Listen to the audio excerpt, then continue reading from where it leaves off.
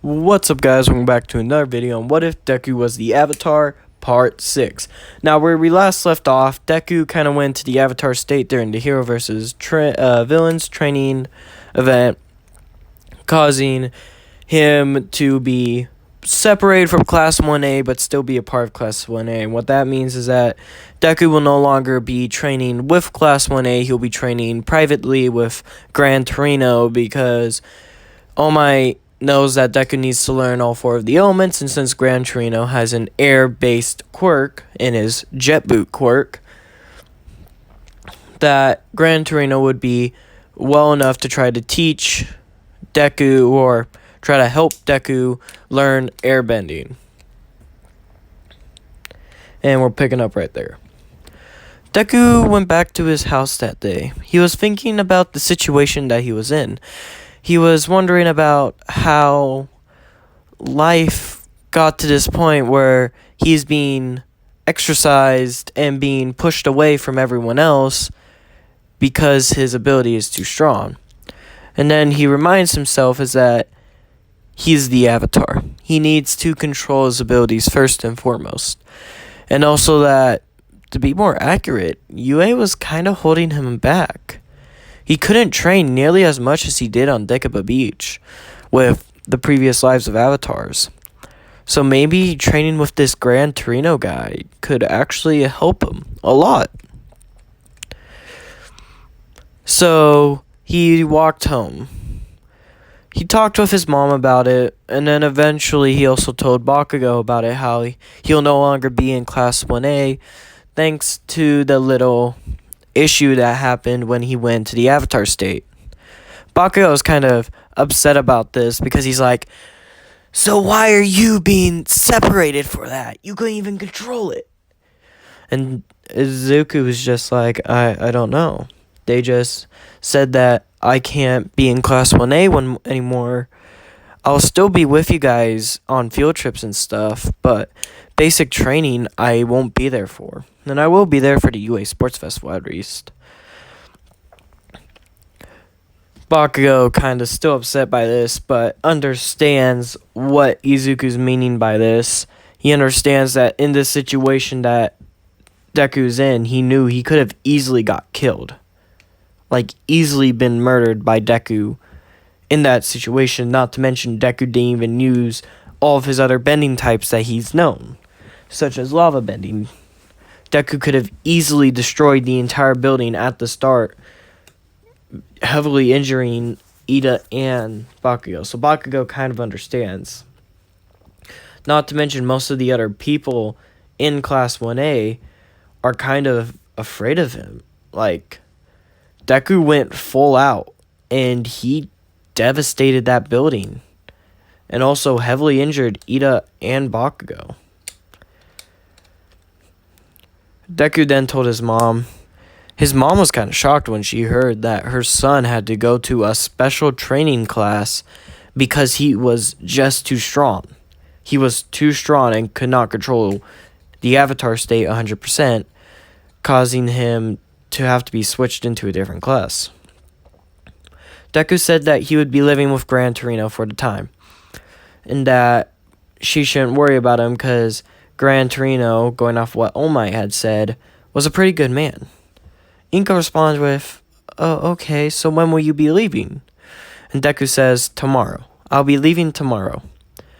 I'll be around every weekend. I'll come home to get a change of clothes and to clean my laundry, and also to spend time with family and stuff, but I'll be going back during the weekdays and primarily training with Gran Torino. Not to mention they gave me my provisionary hero license early, mainly because they think that me getting the ability to actually practice and train with actual villains is a good thing. And Inko's kind of shocked. She's like, but you're only, I'm pretty sure Deku's 15 Kugambi in the universe, you're only 15, and they're already sending you off to fight villains? And Deku responds with saying, well, Mom, if I wanted to, I could easily destroy an entire neighborhood in 30 seconds flat. And Inko's kind of shocked, and she's like, you can do what? I can destroy a neighborhood just with simple earth bending. Not to mention I'm learning air as well as I'm learning water next after air. I can even turn a section of rock I find on the ground into lava and use that to slice open the buildings by sending lava. Or I could just heat up sand and create a more of a molten sand, and then when I harden it, it can become glass structures just like that. My abilities, my powers are so versatile and so well expanded that I really can't be stopped if I go full out. And Inko's kind of shocked by this. She's like, what do you mean you can't be stopped? Can't All Might just stop you if you go into a serious situation? And Deku goes, no. Once I go into the avatar state, and she's like, what's the avatar state? And Deku's like, oh yeah, I haven't explained everything to my mom. So Deku sits down with his mom, and he starts explaining his ability. He explains that he is the reincarnation of the avatar, the one who's meant to bring balance to the world, no matter by what means. And also he explains that his past lives that he communicates with are, he can constantly hear them and talk with them. And Inko's kind of like, past lives, what are you on about? And Deku's like, I'm not on about something, I'll show you it. As he grabs a hold of Inko's hand and then summons Ain to talk with Inko. Ain's like, hello, I'm Ain. I'm the avatar before your son's previous life. I am an air nomad. I come from the Air Nation. I tend to be more peaceful. And Inko's just shocked because she sees this blue human sitting to her left, and she's like, who are you again? I'm Ain. I'm the air avatar. 2 avatars back from Deku. And Inko's just kind of shocked. And you're my son's past life? Yes. So does that make you my son? Yeah. No. I'm not your son, but I am your son. Inko's like, okay, I understand now. And Ain's like, well, if you don't want to talk with me, you can talk with the one that was around before Deku. She's more hot-headed. She?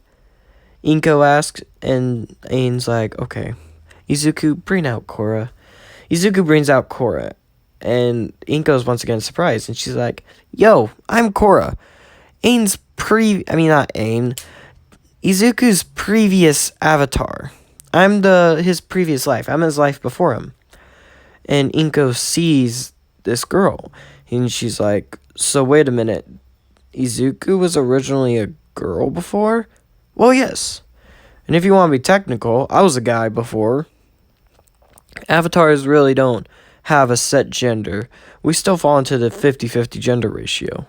We're just the reincarnated soul. That's amazing, I guess? Yeah, it is pretty cool. I know, we're pretty cool.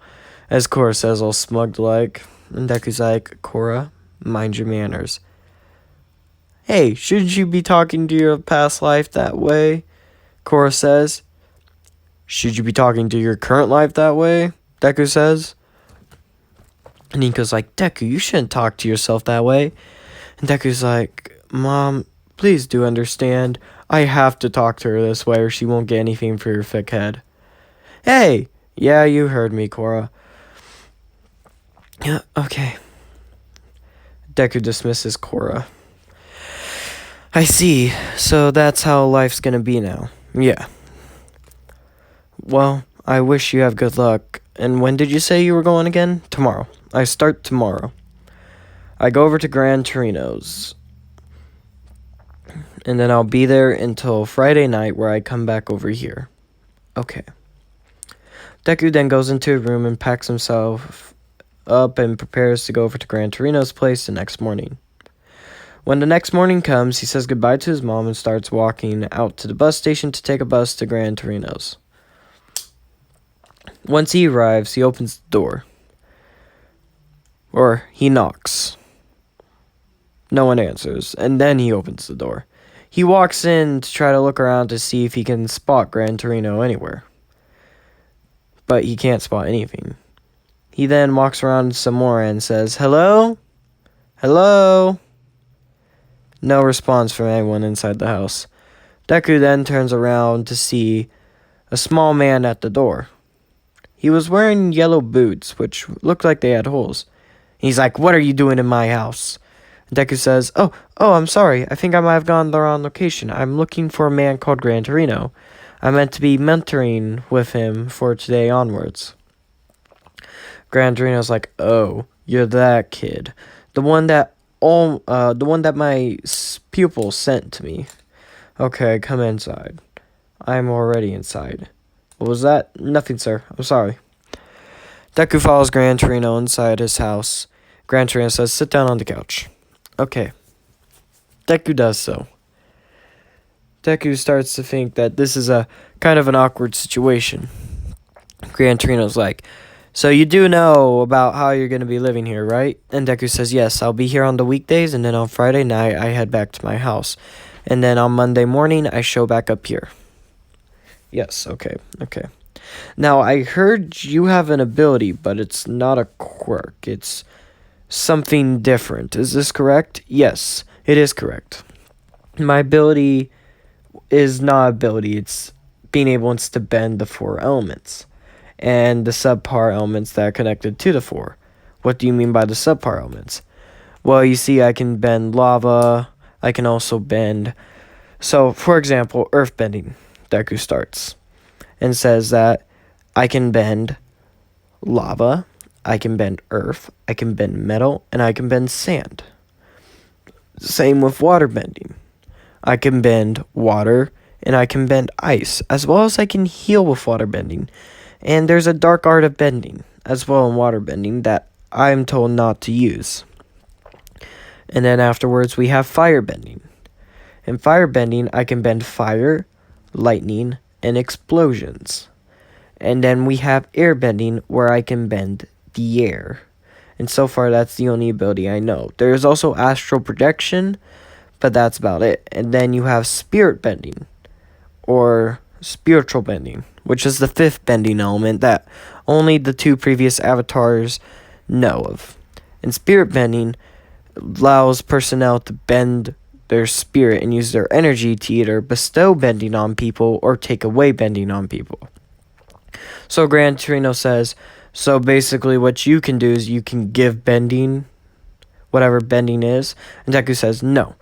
See, I'm meant to master all four of the elements and the avatar state before I get to unlock spirit bending. And as soon as I unlock that, then I can use it and I can bestow bending abilities onto people who I see fit to gain them."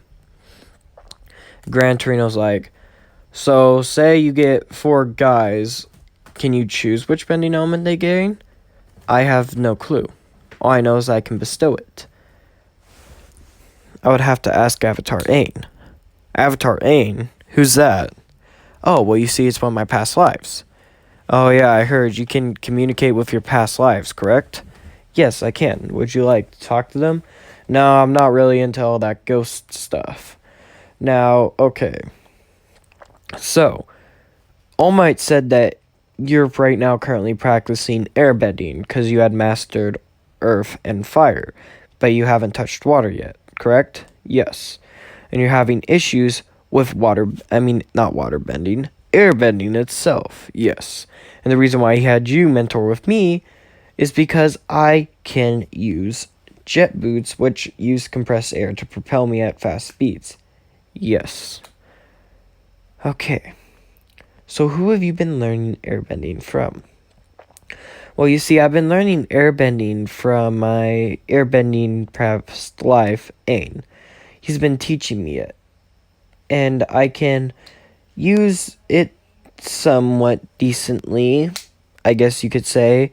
I can send air blasts on my hands and feet, as well as I can use airbending to propel myself forward.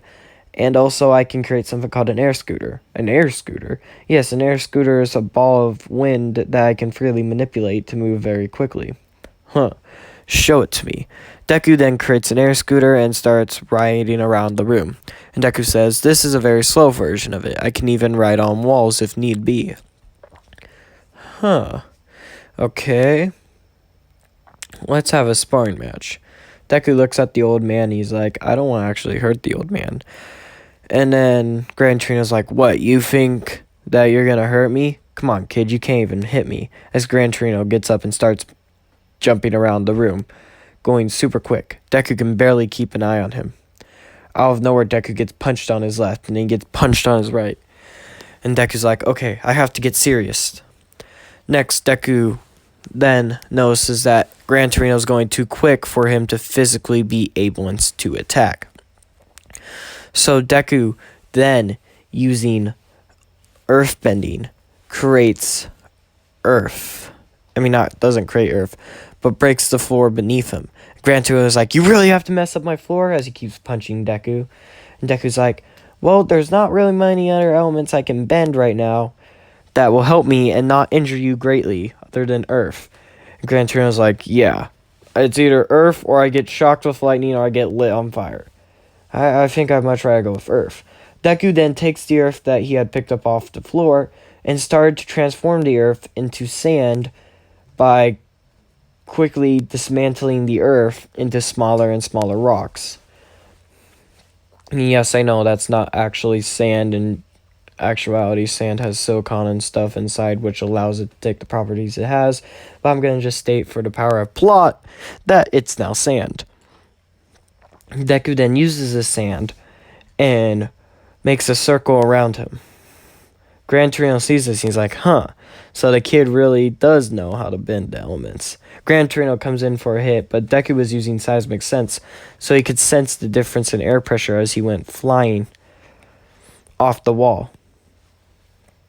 Deku then used this knowledge to quickly raise a sand shield, which Gran Torino hit. Then Deku, using that, leaves small little bits of sand on Gran Torino, and then returns most of it back to his ring. Now, the reason why he did this is so he can keep a track on Gran Torino no matter where Gran Torino's at during this fight. Gran Torino then comes in for another hit. Deku then dodges and, using sand, catches Gran Torino by the leg, forcing him down to the ground, where he then, using all of his sand that he had acquired, basically traps Gran Torino on the ground. And Deku says, Gran Torino, I think you lost. Gran Torino's like, kid, you don't even see me at full power yet. As Gran Torino quickly uses another jet boot, sending him flying away. And then he starts ramping up his speed, so much quicker that Deku can barely even keep up. No, he can't keep up. He's getting hit from all sides, constantly, one after another, almost like it's just him getting hit directly, without any movements or change in attack patterns. Deku's getting punched from all sides, and he gets kicked. Deku then starts to cough up blood. Gran Torino stops attacking and says, that's where we're ending it for today. You got too cocky. You didn't increase the thing on me. You could have easily bent the earth on the ground to make sure I get locked in, but you didn't do it. Deku thinks, saying that, yeah, he didn't. He let Gran Torino go because he just assumed Gran Torino wouldn't be able to do anything at that point. God. Afterwards, Deku then gets up and he apologizes to Gran Torino. Gran Torino says, don't worry about it, kid. You might be strong enough, but your whole entire reaction speed is very lacking. Not to mention, you didn't even go into the avatar state, so I can't even say you used your full power against me. Deku still cleaning up the blood that he was coughing out of the ground. Says thank you. Gran Torino's like, so can you fix my floor, or am I just going to have a missing tile on my floor the entire rest of my time living here? Deku says, I'm very sorry. As he then molds the floor by heating up the rocks he had into lava, and then forming the lava into the square shape of the tile, he then quickly cools it, creating another tile itself. And then sets it back in, this tile being more of a gray when the floor was originally a white. And Gran Torino's like, well, that's going to annoy me. Don't worry, I'll only use this tile from now on. That doesn't make things better, Gran Torino says. He's like, okay, start running. What do you mean? Well, see, we need to train your physical speed and endurance, so you're gonna start running. Yes, sir, Deku says as he gets on his shoes and he starts running. He runs a mile. The mile takes him about 12 minutes. Gran Torino's like, you took way too long on that mile. Tomorrow you gotta get under 10, and if not, then I'll make you do 200 push-ups. Yes, Gran Torino, sir. Deku then starts to practice airbending. 2 weeks have passed, and Deku's physical endurance have increased exponentially, making it so much easier for Deku to actually run and complete the task he was meant to do. He has airbending down to a decent enough category to where he can use it to an extent. It's not completely under his control, but he can use it enough. He's also created a new technique based off the air cycle. He knows how the air cycle is a condensed ball of air, and that the inside was hollow. So he figured if he just uses condensed air but increase the size, he can make a giant air bubble around him that works like a shield, basically blocking out most attacks from opponents. Not to mention that this was more effective than using an Earth-style shield, even though, yes, it wasn't super effective because certain attacks can break through the shield itself, such as Earth-style attacks, as said earlier. Next up, Deku got a message, or Gran Torino got a message, telling him that he should send Deku back because they have a field trip where they're going to go to the USJ.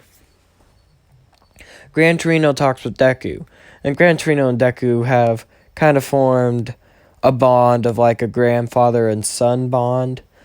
And Gran Torino talks with Deku and he's like, so I was told to send you back. And Deku constantly gets like an oh no look on his face, and he's like, what's that look for? And Deku's like, well, you see, most of the kids are actually scared of me now. What? Why? Well, see, my powers. If you didn't know, in emergency situations, I go into something called the Avatar state, and I can't completely control it yet, causing most kids to be scared of me because my power is just that immense. Gran Torino's like, oh. So when I go back there, I'm probably going to get looks from everyone else. Well, don't worry about it. You have way better control of your powers, not to mention you've almost mastered airbending. Deku's like, yeah, you're right. The next day, Deku heads there, and he enters the classroom once in about 4 weeks' time. Bakugo had already known of Deku's arrival, but no one else had. Everyone else sees Deku enters and kind of gives him a look and then kind of looks away, kind of scared. Deku's like, I expected this. Nothing new. Deku sits down in his seat. Bakugo's like, yo, what up, Deku? Knowing that Deku really didn't need another person talking shit to him right now. And he's like, hi, Bakugo. Nothing. I've gotten better control of my airbending. Well, that's good. Yeah, I know. I heard we're going to the USJ today. Yep. That's good. Deku's dreading every moment he has to sit in here.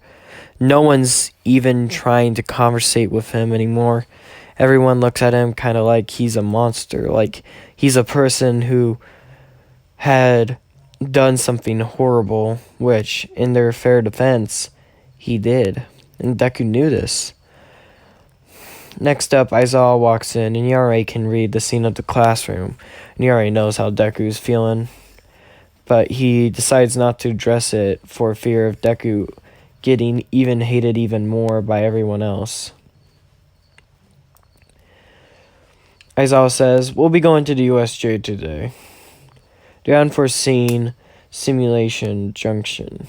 Unforeseen Event Simulation Junction. Pretty sure that's what it stands for. I hope you all will act good and act on your best behavior. Everyone else kind of walks out while talking, while Eraserhead, or Aizawa, holds back Deku so he can talk with Deku privately. Most of the class whispers saying that it's probably Deku's probably gonna get talked to about being more careful with his quirk and everything. Aizawa's like, don't worry about what the other kids think. Deku looks towards Aizawa, and Aizawa's like, I know the situation, I know what's going on, but most of these kids don't. They only saw what they saw on the cameras, which was you basically brutally beating everyone else. So, of course, in their eyes, you're going to look more like a monster or like a villain. Even though some of them don't 100% see you that way, most of them do see you as a threat. But don't worry, it's okay. Now move along. Yes, Mr. Aizawa. Deku then walks out onto the bus and sits down in the very back. No one else is sitting nearby him, which Deku kind of expects. They get to USJ and everyone loads off the bus, chatting and laughing. Deku loads off the bus with a kind of somber look on his face. Bakugo sees this, and he feels like he should address it to everyone. That they should really knock off their shit because it's bullshit how they're treating Izuku. And Izuku just touches Bakugo on the shoulder and gives him the look telling him, don't worry about it. It's okay. I've been this way my whole life with people looking down on me because I'm quirkless. Now they're looking afraid at me because I'm too strong. I don't want to actually force them to be nice. If they want to choose to be nice, they can. Deku tells Bakugo. Bakugo's like, but it's bullshit. They shouldn't be treating you this way just because you lost control. Deku's like, don't worry about Bakugo. Everyone goes to the unforeseen training junction, and they meet up 13. 13 starts talking with everyone there, explaining the events. Deku being more inact with air pressure thanks to becoming a better understander of airbending entirely, notices that something's wrong. The air pressure in the center is changing as villains start to pour out. Deku sees this and he starts to freak out. He's like, there are villains in the center.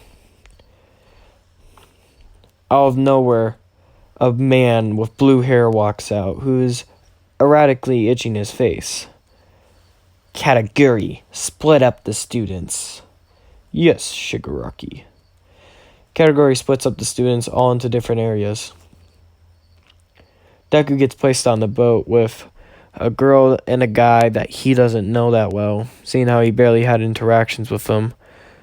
The girl being what looked to be a frog, and the guy being what looked to be a baby with a purple suit on. Deku had no time to think about it, knowing that villains were here.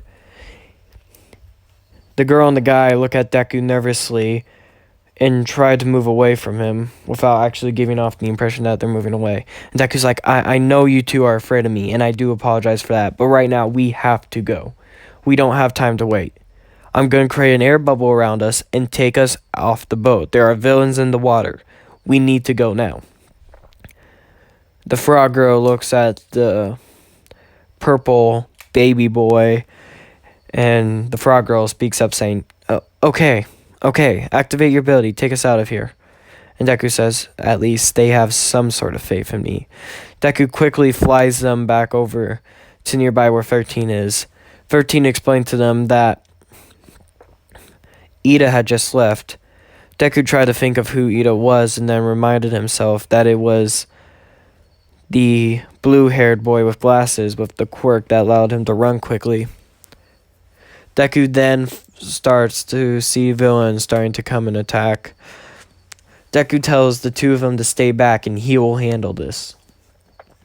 Deku, using his new wind quirk, not his wind quirk, but his new airbending or wind bending, whatever you want to call it, started to attack the villains themselves, quickly dispatching of the weaker ones. Shigaraki's like, who is this kid who can manipulate air? And Kataguri's like, I do not know, Master Shigaraki. All I know is that his quirk seems to be quite strong with how fluently he's controlling the air. Deku sees Shigaraki and quickly makes a swiping motion with his hand downwards. He trained this technique mainly because he realized that airbending doesn't really have too many offensive capabilities. So he tried to create one using air slashing, making compressed winds to make air blades. He sends it towards Shigaraki. Shigaraki gets slightly cut after realizing this. He's like, summon the Nomu. Destroy that little brat who just scratched me.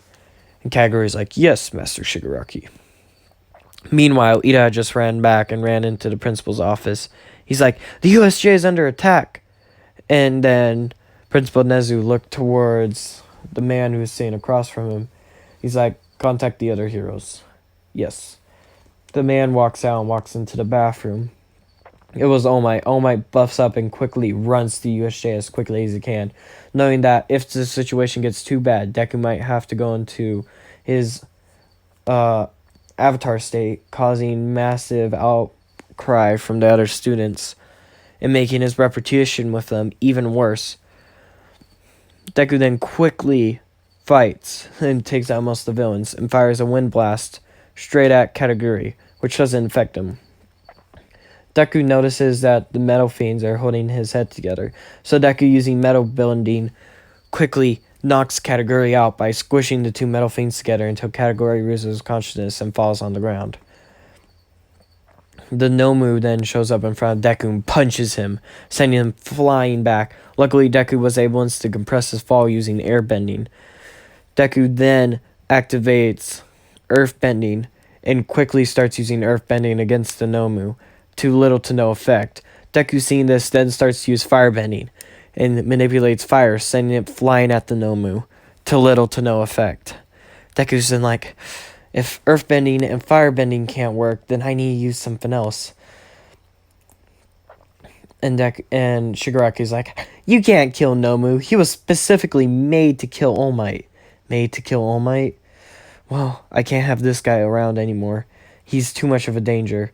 Deku then activates lava bending, manipulating the ground beneath the Momu. The Momu starts to burn alive. Its screams are being let out in cries as it gets burned alive by this pain that is happening. Shigaraki sees this as Kataguri wakes up and starts to see the Nomu being burned alive. Kataguri decides that it's time to leave Young Master Shigaraki as he takes Shigaraki out into a portal. All of the classmates are looking on in horror as they just see Deku burning this creature with lava. Deku then cools off the lava after the creature was completely burnt and sits down and takes a deep breath. As villains start to circle him, All Might shows up, quickly dispatching the villains, causing the USJ incident to be over. Now that's where I'm going to leave it off, guys. If you like it, hit the like button. If you enjoyed it, hit the subscribe button. Tell me in the comment section down below if you like this more darker tone I'm taking with the story, where Deku's more ostracized for his powers and sending him off into more of a darker realm of, should I act the way I'm acting? And until next time, guys, goodbye.